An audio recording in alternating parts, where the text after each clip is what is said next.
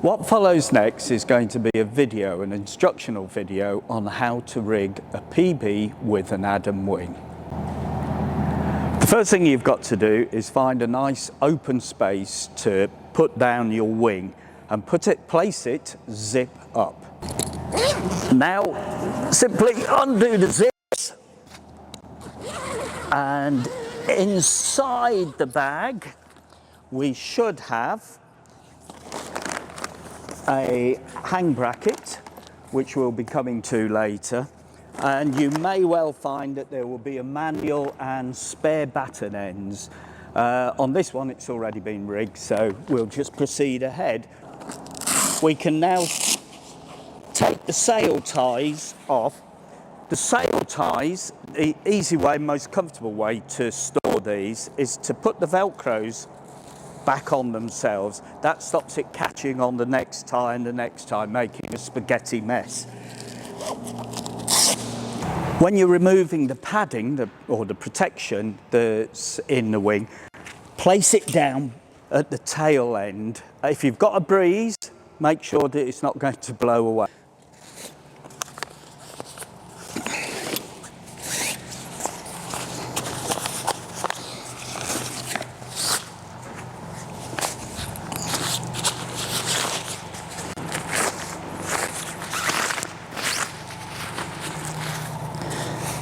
Okay, we've now got the control bar or the base bar, and if you notice with the Aeros wings, they will have a left and a right, and these correspond to the uprights, which also have a left and a right. The pit pins in situ, so make sure they go fully through, and the safety washer, put that with the little lanyard on the top of the base bar, not underneath. It goes underneath, it can get snagged. The same again for the right hand side or the starboard side.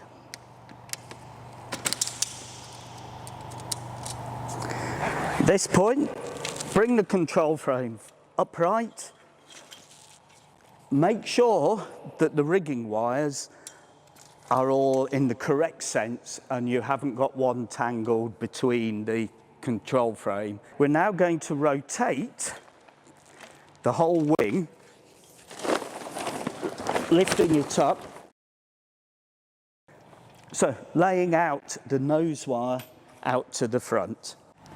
We can now remove the bag.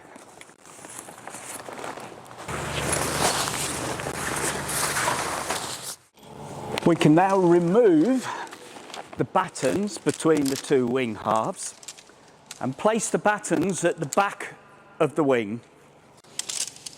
Now, one important thing we need to say about orientation, if you're doing this outside, then what you need to be doing is having the back of the aircraft or back of the wing facing the wind.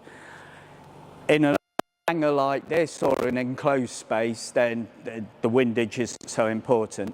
The reason why is when we open the wings out, if the wind was coming the other way round, it would blow over the wing when rigging it. Now we open out the wings and do a bit at a time.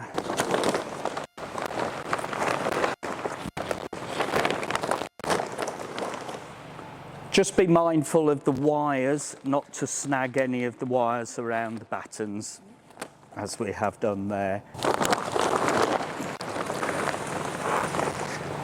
And we open out until we can see that the stinger tube is onto the ground.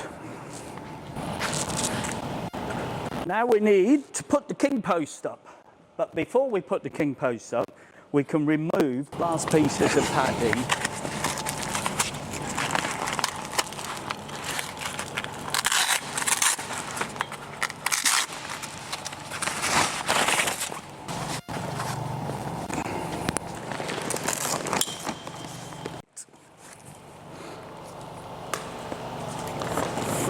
Right, this is important now, that we have the Kingpost boss here, but we have also 2 pullback wires.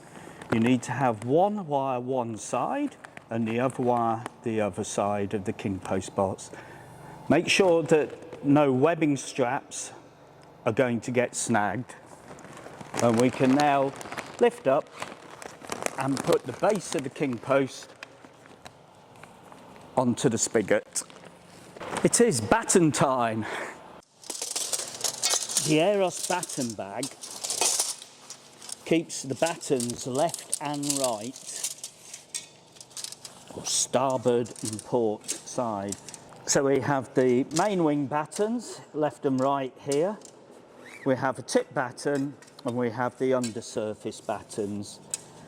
Plus we have 2 lollipop sticks, which are half battens out on the tip. Right, so running through, the battens are numbered. They're numbered low numbers for the root to high numbers out at the tip.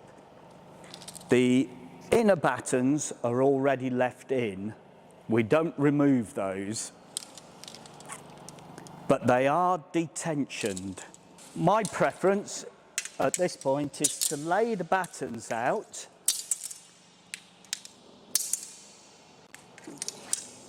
so that they're accessible for when I come to put them in. And again, another way to work out which batten goes where is if you bump the battens up on the floor, and then it's the longest at the centre, shortest at the tip.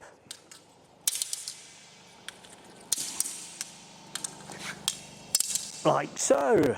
And we can now start stuffing in the battens.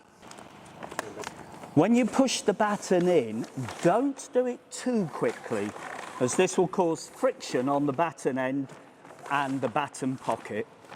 At this point in time, we don't need to put the batten tip into the trailing edge. All we're doing is loading the battens in, and then we'll tension the sail and finish it off.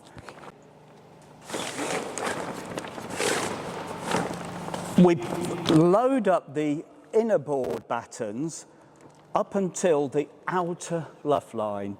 We leave the outer battens once we've tensioned the wing up.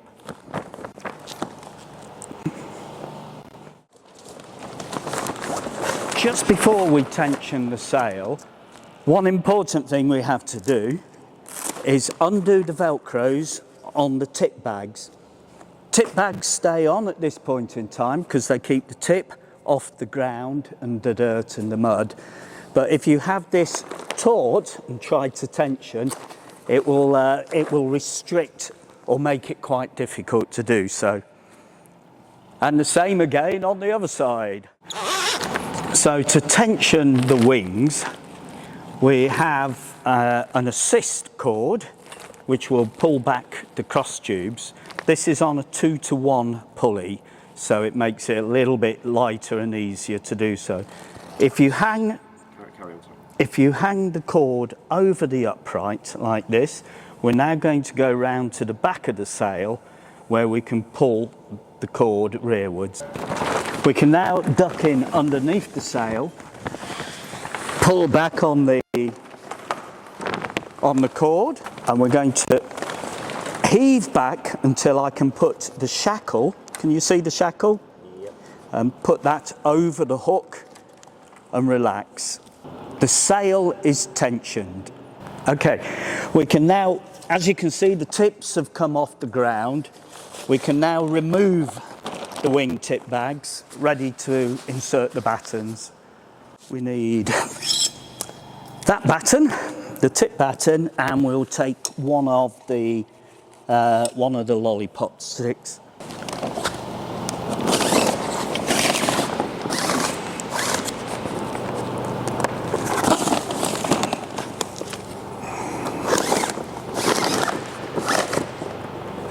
To undo the batten end, it's a 2-piece moulding. If you, with your thumb and your forefinger, squeeze the 2 pieces together, you can break the joint from here and here. You can now push the end of the batten into the trailing edge and then bend the trailing edge over until you feel or hear a solid click, and the batten is now secure. We can put the lollipop sticks in. It's relatively straightforward. Push them in. They're on an elastic pocket which will then push the batten back and into the trailing edge. And we can now do all the rest of the batten ends. So now, before we put the tip battens in, we'll attach the nose wire. And the nose wire, in order to get this to the hook, you have to physically pull down on the nose of the wing, but pull it vertically down. Don't pull it towards you, otherwise it will just slide across. Pull it down and press into the hook. It's quite stiff to do that, but there is a technique. To take it off the wire is quite simply press the spring up and just twist the ring and it will pop off. Again, to do this, to go on, pull down and clip in. We can now pull the wing level, so we can now put the nose batten in by pulling it back and then slide it onto the top of the tube. You don't have to put this loop of wire around the tube. That could actually trap the batten on and you'll find it very difficult to take off. And that's it, we just leave that there. We can now stow away the pullback wire or the pullback cord, and we find the handiest place to put that is to pass it up through the nose and put that over the keel tube so it can't fall back. Then zip fully up the undersurface.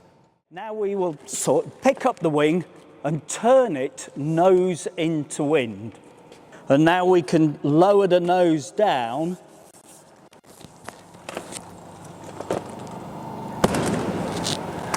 which now makes it a lot easier to assemble the tip battens, the very tip battens, and to put the hang bracket on, and also the undersurface battens. So now we put the tip battens in, which is an articulated batten. There's a few methods of doing this. So I'll show you my preferred method, which is, first of all, crank the batten like so, and then we're going to put the batten in between the double surface, and you can see a hook there on the leading edge tube, and we're going to put the end of the batten over that hook. The end of the batten over the hook. Okay, the other side of the batten, the fork side of the batten, we can now, using the articulation on the batten, put that into the webbing strop. Hold on. And now what we do is pull hard on the batten, being careful not to get your fingers between the plates on the plate on the U-channel on the batten and the batten itself. That's painful. Okay, we're now ready to insert the undersurface battens. Again, long ones in at the centre, short one in on the outside, and there are only two per side. It's quite simply a little hole in the undersurface to push them in. Push them in at a steady rate, make sure that they're fully homed in, and then you can just pull back, and that is all it needs to secure the battens in. The batten won't actually fall out even if they're not secured into that hole. And do both sides. So we can now put the hang bracket onto the wing, which is the first thing we have to do is remove the lateral bolts of the hang bracket. Now it's very wise, if you're doing this on grass, either put the nose cone down or the bag down on the ground so that you can rest the parts there. Otherwise, if you drop them into the grass, you'll be losing them. Now the hang bracket is made up of 3 parts. There is the nylons, or the 2 halves on the nylons, which incidentally needs just a little bit of silicone grease applied around or onto the inside. Not too much so it picks up grit, but just enough. And that's silicone grease, not silicone spray. So they fit around the keel between the 2 collars. And just as a quick note, the collars themselves can be either in the forward position, or you can see there's another set of holes further back. On the front you're 45 miles an hour, on the back hole you're at 40 miles an hour. Okay, so putting in the lateral bolts.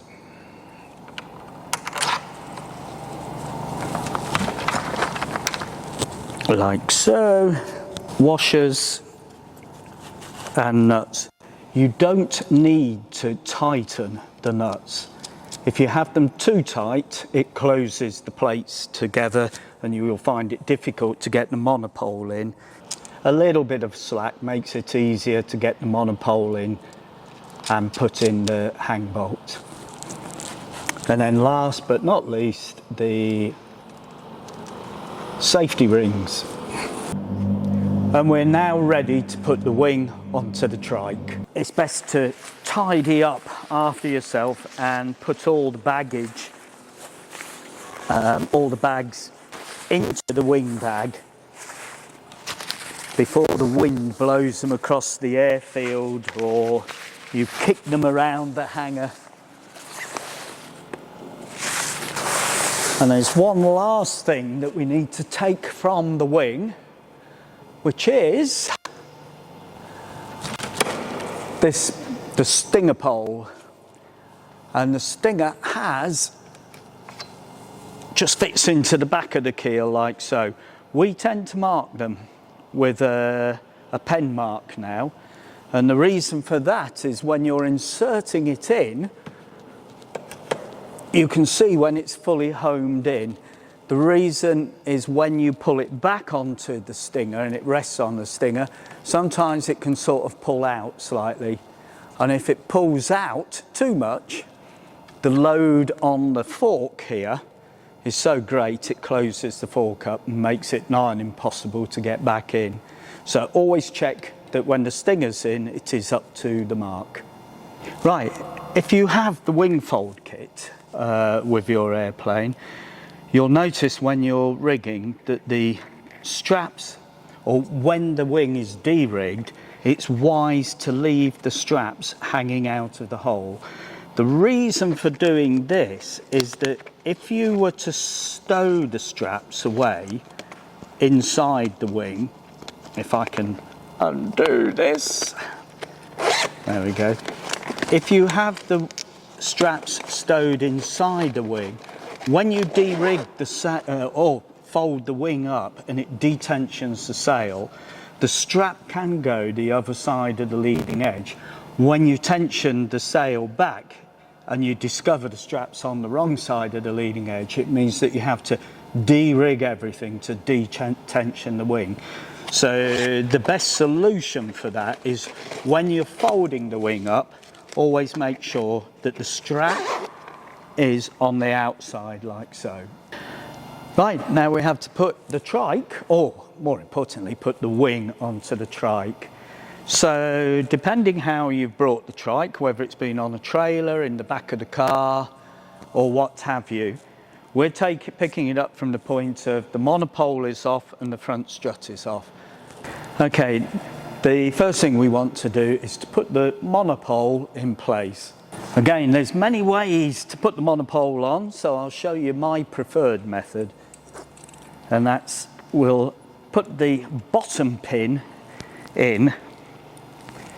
And before doing that, because when the monopole is down, it will rest on top of the top box if you have top box fitted, or the parachute. If you have a top box fitted, unzip the top and just fold it down.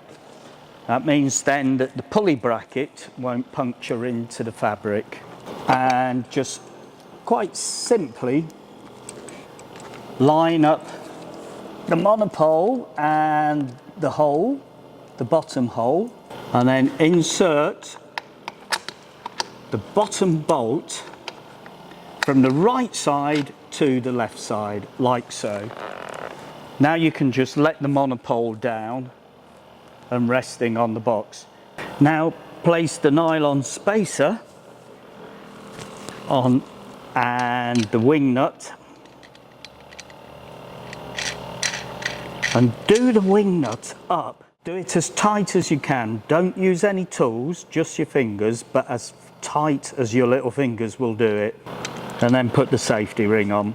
At this point you want to have the secondary bolt, which is the one that goes into the top here.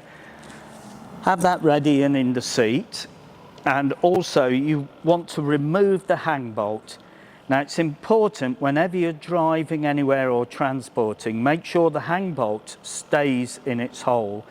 The reason for this is just in case any of the bushes or the large washers should depart or fall off the monopole, the hang bolt will keep them in place. Okay, now we want to take off the hang bolt in preparation and just leave the pieces in the seat. The wing is facing nose into wind. Make sure the trike is also facing into wind. Arm yourself with the hang bolt, as we will need this to secure the wing onto the monopole in more ways than one. At this point, come in underneath the wing and just lift it straight up, and you're going to put the control bar onto the bobbins. And yep, that is what those bobbins are for. We can now, with one hand holding the uprights, have your feet ready to lock in onto the keel tube of the trike to stop it running back and forth, or have chocks on the rear wheels. So we can now swing the monopole up and put the monopole between the two plates. And another good point here is occasionally, much like the hang block or the hang bracket, just occasionally light grease between the plates and the washers, the plastic washers. Make sure you use silicone grease, not solvent-based grease. And now we can slide the hang bolt through. At this point, you can let go totally. The trike is nice and secure. So long as it's facing into wind, the wing is at a negative angle of attack, it won't lift, but it might push it backwards if it's a strongish wind. But she is all secure at this point. Okay, we can now put the washer on and the wing nut.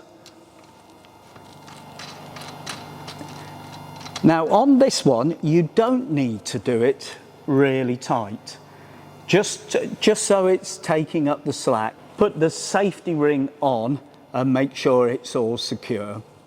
So make sure you've got the nose cone in an accessible place, and at this point in time we can now put the nose cone on. My preferred method is to put the back on first and then wrap the front around. You can feel the velcros and the edges of the or the rear end of the velcros at the back.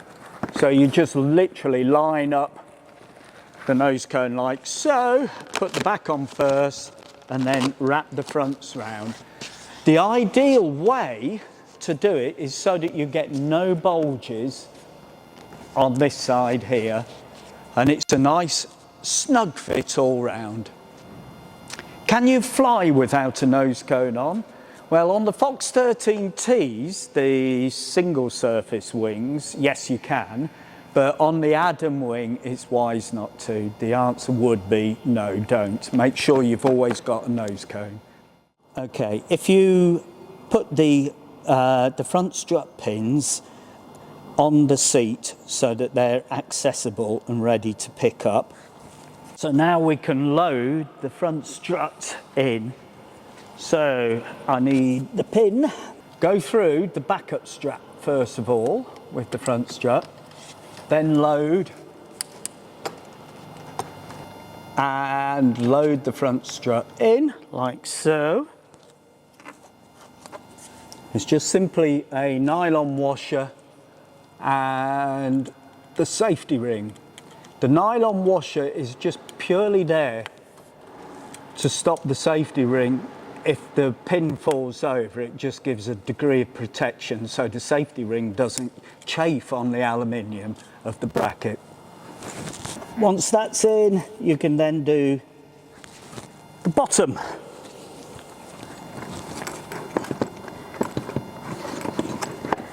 Which lines in and locates sort of fairly easily.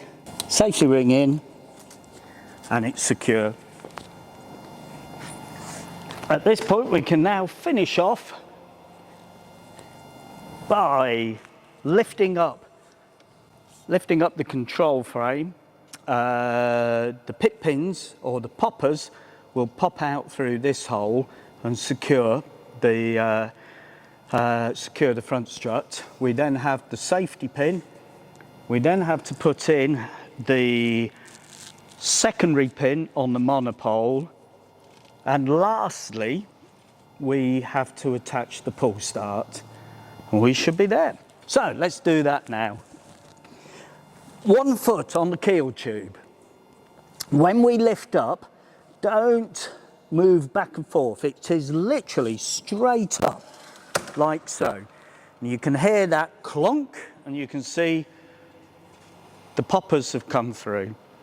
If it's at all windy, you can use the supplied strap to pull the control bar back and tie it to the rear undercarriage wires. However, it's not windy in here, so we can leave the bar and let the bar come forwards like so. Right, we're ready to put the secondary bolt in. And just a quick point, notice that we have this very thin washer on the bolt, and a few people have questioned what's that thin washer for. Well, a very simple reason: it's there to stop the nylon spacer from falling off. So leave the thin washer on, plonk the bolt through, and the reason why I'm laughing is because normally we do these so that they're quite a tight fit, but this one just went through very, very quickly and easily. If there is any difficulty in getting the bolt through, what you have to do is just waggle the monopole from side to side, and you'll see then that that eases and allows the bolt to come through. And then much the same as the top one, nylon spacer, wing nut, and again do this as tight as you can physically do it with your fingers. The reason why is because the lateral loads that are applied to the monopole are carried through these plates here, and those plates need to be sort of tightly clamped, and they need to be as beefy as they can be. Then the last 2 jobs we have is the pull start and the pull start pulley, just to load onto the bracket, and again safety ring in to hold. We can close up the top box now,